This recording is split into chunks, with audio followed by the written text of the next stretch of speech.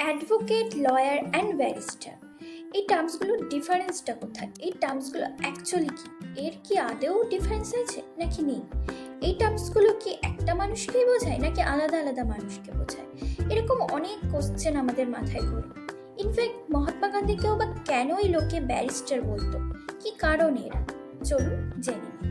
Lawyer আমরা কাদের বলে থাকি? বেসিক্যালি যারা 5 বছর কিংবা 3 বছর ল পড়া কমপ্লিট করে এসছে, যাদের কাছে ল ডিগ্রি আছে, তাদেরকেই কিন্তু আমরা বেসিক্যালি লয়ার বলে থাকি।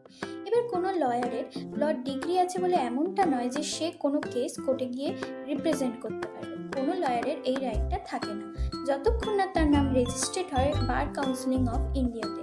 যখন থেকে তার নাম বার কাউন্সিলিং অফ ইন্ডিয়াতে রেজিস্ট্রেড হয়ে যায়, তখন থেকে কিন্তু সে একটা ট্যাগ পেয়ে যায় অ্যাডভোকেটের, এবং যখন থেকে সে অ্যাডভোকেট হয় তখন থেকেই কিন্তু সে কোনো কেস লিগালি হ্যান্ডেল করতে পারে বা কোনো কেস কোর্টে রিপ্রেজেন্ট করতে পারে।